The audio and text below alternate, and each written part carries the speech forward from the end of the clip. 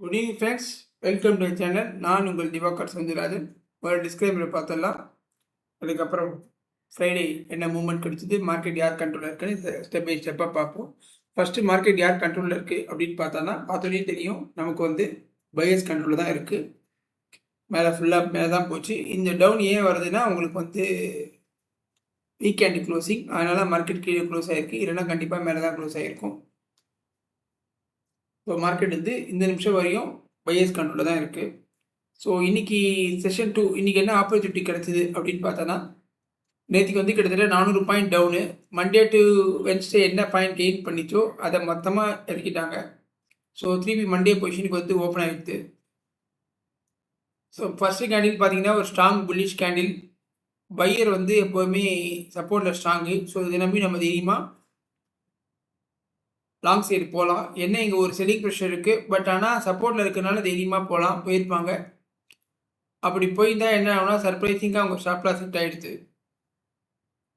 சரி, மார்க்கெட் அப்போ market reverse ஆகுது, ரிவர்ஸ் கண்டினியூஸ் ஆகுது அப்படின்னு நினச்சிட்டு புட் சைடு போனோன்னா திருப்பி மார்க்கெட் எங்கேனா ஒரு ஸ்ட்ராங் புல்லிஷ் கேண்டில் இருந்துச்சு. ஆனால் இந்த இடத்துல புட் சைடு போயிருக்கக்கூடாது. ஏன்னா ப்ரீவியஸ் டே லோவை க்ளோஸ் பண்ணாலும் எக்ஸாக்டாக க்ளோஸ் பண்ணியிருக்கு. ஆனால் அங்கே ஒரு ரீடெஸ்ட் எடுக்கணும். ஏன்னா அது சப்போர்ட்டில் வந்து ரெசிஸ்டன்ஸ் ஸ்ட்ராங் கிடையாது, செல்லர் ஸ்ட்ராங் கிடையாது. அப்போ ரீடெஸ்ட்டுக்கு வெயிட் பண்ணணும். சப்போர்ட்டில் பையர் தான் ஸ்ட்ராங்கு. ஸோ அதனால் இந்த என்ட்ரி அவாய்ட் பண்ணிக்கலாம். பட் ஃபஸ்ட் என்ட்ரி நம்ம எடுத்திருப்போம். எடுத்துருந்தால் கண்டிப்பாக ஸ்டாப் லாஸ் இட்டு. அடுத்தது ட்ராப்பு வந்து இவ்வளோ பெரிய கேண்டில் ஸ்ட்ராங் புல்லிஷ் வந்ததுனால நம்ம இந்த இடத்துல okay support confirmed, bullish confirmed, தைரியமாக இந்த செல்லரை வின் பண்ணியாச்சுன்னு தைரியமாக இங்கே எடுக்கலான்னு பார்த்தா நமக்கு ஸ்டாப் லாஸ் ரொம்ப பெருசு, 80 பாயிண்ட்டு. நம்மளால் எடுக்க முடியாது. ஏன்னா ஃபஸ்ட் டார்கெட்டு தான், செகண்ட் டார்கெட் இங்கே. ஸோ அந்த கேண்டில் நம்ம எடுக்க முடியாது. அதுக்கப்புறம் நமக்கு பார்த்தா இந்த இடத்துல ஒரு புல் பேக் இருக்குது. பட் இது புல் பேக்காக மார்க்கெட் ரிவர்ஸ் ஆகிறதா நம்மளால் கண்டுபிடிக்க முடியாது. ஏன்னா இதை ஃபஸ்ட்டு ஸ்ட்ரக்சரு மார்க்கெட் ஓப்பன் ஆனதுக்கப்புறம் வெயிட் பண்ணி தான் ஆகணும். திருப்பி பார்த்தீங்கன்னா எகெயின் இந்த ரெசிஸ்டன்ஸை ஒரு strong bullish candle break out ஆகிடுது. இங்கே எடுக்கிறாருந்தா எடுக்கலாம். எகெயின் இங்கே எடுத்திங்கன்னா ஸ்டாப் லாஸ் இங்கே, எகெயின் அதுவும் ஸ்டாப் லாஸ் பெருசு, நம்மளால் அங்கேயும் எடுக்க முடியாது. திருப்பி வெயிட் பண்ணுவோம். திருப்பி மார்க்கெட் அடுத்த டார்கெட்டில் போயிட்டு அங்கேருந்து ஒரு ரிவர்ஸ் வந்தது. ஸோ இந்த இடத்துல பார்த்தீங்கன்னா மார்க்கெட் வந்து செல்லர்ஸ் வந்து வீக்காக தான் இருக்காங்க, ஸ்ட்ராங் இல்லை.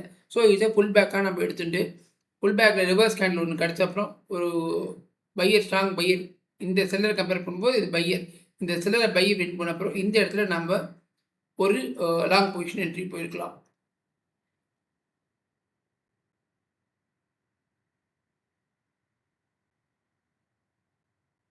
டார்கெட் இது, ஸ்டாப் லாஸ் இந்த ப்ரீவியஸ் கேண்டில் க்ரீன் க்ளோஸ் ஒரு 20 பாயிண்ட் இருக்குன்னு வச்சுக்கோங்களேன். அதுக்கு மேலே இருக்காது, 20 பாயிண்ட் இருக்கு. டார்கெட் வந்து 77 பாயிண்ட். இதான் நேற்றுக்கு கிடைச்ச ட்ரேடு. அதுக்கப்புறம் மார்க்கெட் மேலே போயிட்டு நம்மளோட சப்போர்ட் ரெசிஸ்டன்ஸ் செட் ஆகி திருப்பி கீழே வந்துடுது. ஸோ இந்த இடத்துல புட் சைடு நம்ம போக முடியாது, மார்க்கெட் புல்லிஷாக இருக்குது. இதே இந்த கேண்டில் வந்து ஒரு 2:30 மணிக்கு 3 மணிக்கு வந்துச்சுன்னா கண்டிப்பாக மார்க்கெட் அன்வைண்ட் ஆகுதுன்னு சொல்லி நம்ம புட் சைட் ட்ரை பண்ணலாம். இந்த நேரத்தில் மார்க்கெட் ரிவர்ஸ் தான் ஆகும்னு வெயிட் பண்ணணும். அதுக்கப்புறம் இவ்வளோ தூரம் வந்துட்டு அதுக்கப்புறம் இங்கேருந்து மார்க்கெட் ரிவர்ஸ் ஆகி ஒரு டபுள் டாப் அடித்து மார்க்கெட் கீழே இறங்கியிருக்கு. ஸோ இது ஆல்மோஸ்ட் 3 ஆகிடுது. இந்த நேரத்தில் நம்ம பிகினர்ஸ் வந்து என்ட்ரி எடுக்க முடியாது. ப்ராபபிளி வீக்கெண்டு இந்த நெக்லைனை உடச்சிட்டு மார்க்கெட் கீழே இறங்கியிருந்தால் நம்ம எடுத்துருக்கலாம். ஆனால் அதுக்குள்ளே மணி 3 ஆகிடுது. ஸோ இந்த ஒரு ட்ரேட் தான் நேற்றுக்கு ஹை ப்ராபபிலிட்டி ட்ரேட், கரெக்டான ட்ரேடு எனக்கு தெரிஞ்சு. இப்போ நாளைக்கு என்ன பொசிஷன்றதை பார்க்கறதுக்கு முன்னாடி மற்றதெல்லாம் என்ன லெவலில் இருக்குது, நம்ம ஸ்ட்ரென்த் என்னென்ன இருக்குன்றதை பார்த்துருக்கோம். பேங்க் நிஃப்டி பார்த்தீங்கன்னா புல்லிஷாக தான் இருக்குது. One second.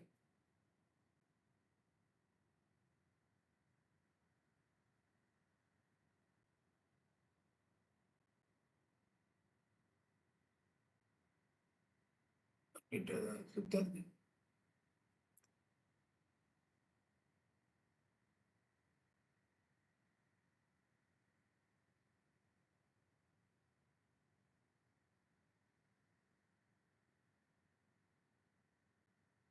Sorry.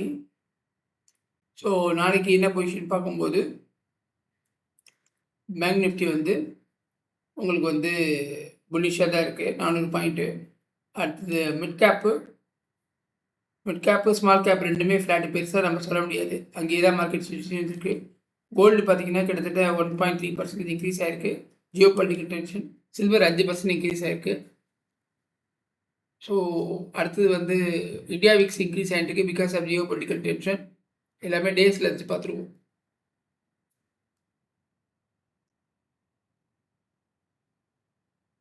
US dollar முந்தானத்துக்கு அதிகமாக இருந்தது, நேற்றுக்கு கொஞ்சம் கம்மியாக இருக்குது. அது பெரிய சந்தோஷ விஷயம். இப்போ வந்து நம்மளோட செஷன் 4 வந்து ஸ்மார்ட் மணி கான்செப்ட் எங்கே இருக்குன்னு பார்த்துருவோம். ஸ்மார்ட் மணி கான்செப்ட் வந்து ஐ திங்க் நிறைய வந்து அன்வைண்டிங் தான் இருக்கும். பார்த்துருவோம் ஒரு நிமிஷம். ஜெரோதாவில் என்ன ப்ராப்ளம்னா, நமக்கு மார்னிங்கில் போடும்போது வெளில ஆகிடும், லாக் அவுட் ஆகிடும் டக்கு டக்குன்னு. ஏன்னா அவங்க வந்து மெயின்டெனன்ஸ் பண்ணுறாங்க.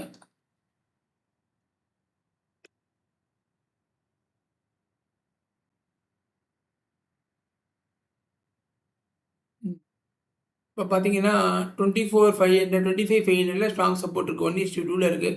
ஃபுல்லாக கால் சைடு இருந்து லாங் அன்வைண்டிங் தான் போயிருக்காங்க. ஸோ இது வந்து பொசிஷன் டோலராகவே இருக்கலாம். பட் மார்க்கெட் வந்து கால் சைடில் ரொம்ப பேனிக்காக இருக்காங்க, வெளில போயிருக்காங்க. புட் சைடு தான் இருக்குது. அதிகமாக இருக்கிறது 26,000.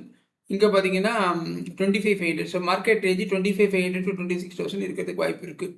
இப்போ இருக்கிற ஒய்யை பொறுத்த வரைக்கும் மண்டே மார்னிங் எப்படி இருக்குன்றதை பார்ப்போம். அடுத்தது வந்து நம்மளோட டெக்னிக்கல் லெவல்ஸ் எப்படி இருக்குன்றதை பார்த்துருவோம். நிஃப்டிக்கு போகலாம். நிஃப்டி லெவல்ஸ் பார்த்தா நான் ஃபுல்லாக ஏன் இவ்வளோ லைன் போட்டிருக்கேன்னா, நான் மொத்தமாக போட்டு வச்சுருவேன். ஸோ இவ்வளோ ஒன்றும் போடணும் அவசியம் இல்லை. ஒரு 200 300 பாயிண்ட் இந்த பக்கம் 300 பாயிண்ட் இந்த பக்கம் போடலாம். இல்லையா உங்களுக்கு கன்ஃபியூஸ் ஆகாதுன்னா நீங்கள் போட்ட லெவல்ஸ் அப்படியே வச்சுக்கலாம். இது ஒவ்வொருத்தரோட இண்டிவிஜுவாலிட்டியை பொறுத்தது. இப்போ மார்க்கெட் பார்த்தீங்கன்னா மண்டே இங்கே ஸ்டார்ட் ஆகி திருப்பி இவ்வளோ தூரம் மேலே போயிட்டு திருப்பி இவ்வளோ தூரம் வந்திருக்கு. கிட்டத்தட்ட டபுள் பாட்டம் அண்டு டே சார்ட்டில் அப்படின்னு சொல்லலாம். ஸோ மார்க்கெட் நெக்லைன் தான் இது வரையும் போகிறதுக்கு வாய்ப்பு இருக்குது. 25,15 வரையும் போகிறதுக்கு வாய்ப்பு இருக்குது டெக்னிக்கல் ஆங்கிளில் பொறுத்த வரைக்கும். பட் வீக்கெண்டில் நம்ம ஃபண்டமெண்டலுக்கும் இம்பார்ட்டன்ஸ் கொடுக்கணும். ஃபண்டமெண்டல்னால் குளோபல் நியூஸ் என்ன இருக்குது, ஜியோ பொலிட்டிக்கல் டென்ஷன் இருக்குது, இதெல்லாம் பார்க்குறது தான். இதுக்கு பேஸ் பண்ணி மார்க்கெட் வந்து எப்படி போகும்னு சொல்ல முடியாது. டெக்னிக்கல்ஸ் அந்த நேரத்தில் இன்வேலிட் ஆகிடும். ஏற்கனவே ஒரு வாட்டி அப்படி தான் யூஎஸ் ட்ரேடிங் சைனா போகுதுன்னு சொன்னனால 1200 பாயிண்ட்ஸ் கேப் அப் ஆச்சு. இப்போ அதே மாதிரி பார்த்தீங்கன்னா உங்களுக்கு வந்து நேற்று நைட்டு வந்து யூஎஸ் கோர்ட்டில் வந்து அந்த டேரிஃப் டிசிஷன் வந்து ட்ரம்போட டேரிஃப் டிசிஷன் இல்லீகல். 9 ஜட்ஜஸில் 6 ஜட்ஜஸ் வந்து அவருக்கு எகெயின்ஸ்டாக அனௌன்ஸ் பண்ணியிருக்காங்க. ஸோ மார்க்கெட் வந்து மண்டே வந்து புல்லிஷாக இருக்கிறதுக்கு வாய்ப்பு அதிகமாக இருக்குது. அதோட இம்பேக்டை பார்த்தீங்கன்னா கிஃப்ட் நிஃப்டி வந்து நேற்றுக்கு வந்து நம்மளுக்கு நிஃப்டி ஃபியூச்சர்ஸ் 25,584 க்ளோஸ் ஆச்சு. கிஃப்ட் நிஃப்டி பார்த்தீங்கன்னா இங்கே வந்து 25,566 காமிக்குது.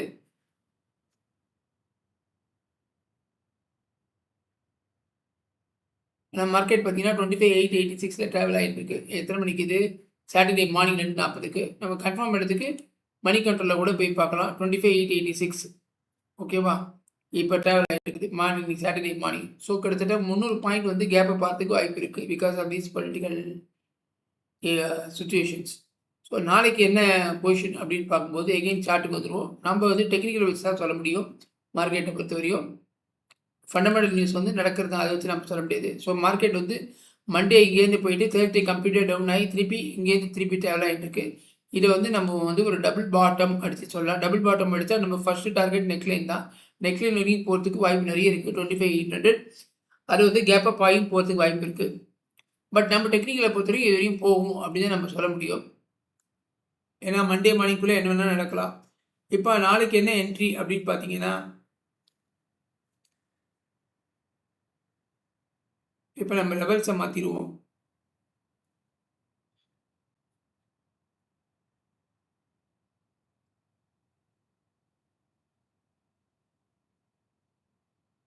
One second.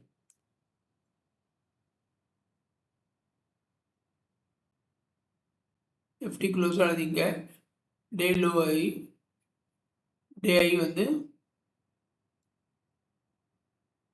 எக்ஸாக்டாக வைக்கல, எனக்கு அப்போ தான் தெரியணும். அதுக்கோசரம் தான் கொஞ்சம் தள்ளியே வச்சுருக்கேன். ரெண்டும் ஒன்றுக்குள்ளே ஒன்று தான். இந்த ரெசிஸ்டன்ஸ் தான். பட் நம்ம இப்படி வச்சா நமக்கு தெரியாது சார்ட் இது எங்கே இருக்குன்னு. டே ஐ. ஸோ நாளைக்கு வந்து எங்கே ஓப்பன் ஆகுதுன்னு பார்ப்போம். க்ளோஸில் ஃப்ளாட் ஓப்பனிங் எடுத்தோம்னா நம்ம வந்து ஒரு புல் சைடு போகலாம். ஏன்னா அதுக்கு ஈக்குவலாக சப்போர்ட் எடுத்து மேலே போயிருக்கு. ஸோ ஃப்ளாட் ஓப்பன்னா கண்டிப்பாக புல் சைடு போகலாம். சப்போஸ் கேப் டவுன் ஆகிடுது, இந்த இடத்துல டவுன் ஆகுதுன்னா வெயிட் பண்ணுங்கள். இந்த சப்போர்ட்டுக்கு வந்தப்புறம் திரும்பி புல் சைடு போகலாம். கேப் அப் ஆச்சுன்னா நமக்கு கேப் அப் ஆச்சுன்னா இதான் ரெசிஸ்டன்ஸ் 25,821 ரெசிஸ்டன்ஸ். ஸோ இந்த இடத்துல உங்களுக்கு மார்க்கெட் ஓப்பன் ஆகிடுது. நம்ம எதிர்பார்த்தபடி இந்த டேரிஃப் இல்லீகல் சூழ்நிலை ஒரு 300 பாயிண்ட் கேப் அப் ஆகி இங்கே ஓப்பன் ஆகிடுதுன்னா வெயிட் பண்ணுங்கள். கண்டிப்பாக there may be a profit booking இந்த கேப்பை ஃபில் பண்ணுறதுக்கு வரும். இல்லை இன்னும் புல்லிஷாக இருக்குன்னா இந்த ரெசிஸ்டன்ஸை தாண்டி மார்க்கெட் வந்து ஒரு ரீடெஸ்ட் எடுத்தால் கால் சைடு போகலாம். ஸோ இதான் நாளைக்கு இருக்கிற சுச்சுவேஷன். ஸோ கொஞ்சம் கேர்ஃபுல்லாக பார்த்துக்கோங்க. ஃப்ளாட் ஓப்பனிங் கிடச்சிதுன்னா அப்படியே நீங்கள் புல் சைட் போகலாம். இல்லை டவுன் ஆச்சு, கேப் டவுன் ஆச்சுன்னா இந்த இடத்துல கீழே வந்ததுக்கப்புறம் இந்த இடத்துலேருந்து ஒரு நம்ம வந்து லாங் சைடு போகலாம். கேப் அப் ஆச்சுன்னா மார்க்கெட் வெயிட் பண்ணிட்டோம். ஏன்னா ப்ராஃபிட் புக்கிங் இருந்தால் மார்க்கெட் கீழே வரும். அப்படி இல்லை கண்டினியூஷன் ஆகுது அப்படின்னா இந்த ரெசிஸ்டன்ஸை 25,800 தாண்டி மேலே க்ளோஸ் வச்சு ரீடெஸ்ட் எடுத்துன்னா நம்ம ஐ சைடு போகலாம். பட் இப்போ சத்திக்கு மேக்ஸிமம் ரெசிஸ்டன்ஸு 26,000 தான். ஸோ இதுதான் நாளைக்கு இருக்கிற சுச்சுவேஷன்ஸ். ஸோ இதை பார்த்து நம்ம ட்ரேட் எடுப்போம் நாளைக்கு. ஓகேவா? இதுக்கு முன்னாடி இந்த ஃபியூச்சர்ஸ்லாம் என்ன பொசிஷன் இருக்குது அப்படின்றது பார்த்துருக்கோம். ஃபியூச்சர்ஸை பொறுத்த வரையும்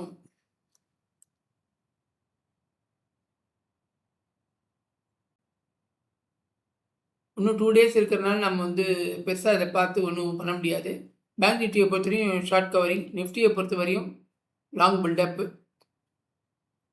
அடுத்து எஃப்ஐ டேட்டா பார்த்துருவோம். வீக்கெண்ட்னால நம்ம இங்கேயே பார்த்துல நம்ம இதுக்கோசரம் வெயிட் பண்ண வேண்டிய அவசியம் இல்லை. டெலிகிராமில் போடணும் அவசியம் இல்லை. எஃப்ஐயை பார்த்தீங்கன்னா இன்றைக்கி எகெயின் செல்லர் அவங்க மாறி மாறி ஆகிட்டு இருக்காங்க. ஸோ அவங்களோட பார்ட்டிசிபென்ட் வைஸ் பார்த்தீங்கன்னா புல்லிஷ், இன்னையை பொறுத்த வரைக்கும் புல்லிஷ். லாங் ஷார்ட் ரேஷியோ கொஞ்சம் கொஞ்சமாக இன்க்ரீஸ் ஆகிட்டு வருது. ஸோ மார்க்கெட் புல்லிஷ் எடுத்து கன்ஃபார்ம் பண்ணுறாங்க. So that's all guys. So நாளைக்கு வந்து இந்த ஃபண்டமெண்டல் நியூஸ் பேஸ் பண்ணால் 300 பாயிண்ட் கேப்பை பார்த்துக்கு வாய்ப்பு இருக்குது. அது உங்களுக்கு கிஃப்ட் நிஃப்டியில் ரிஃப்ளெக்ட் ஆகிட்டு இருக்கு. But one more day is sir, இன்றைக்கி தான் Sunday, Saturday morning. So Monday morning என்ன இருக்குன்னு பார்ப்போம். ஸோ டெக்னிக்கலை பேஸ் பண்ணும்போது மார்க்கெட் புல்லிஷ் சைடில் இருக்குது. நம்ம ஃப்ளாட் ஓப்பனிங்காக என்ன பண்ணலாம், கேப் அப்னா என்ன பண்ணலாம், கேப் டவுன் 3 ப்ராபர்ட்டியும் பார்த்துட்டோம். அது நம்ம பார்த்து பொறுமையாக ட்ரேடுங்க. Thank you friends. இந்த வீடியோ உங்களுக்கு பிடிச்சிருக்கும்னு நினைக்கிறேன். பிடிச்சிருந்தால் லைக் பண்ணுங்கள், ஷேர் பண்ணுங்கள். சேனலை சப்ஸ்கிரைப் பண்ணாதவங்க சப்ஸ்கிரைப் பண்ணுங்கள். தேங்க்யூ.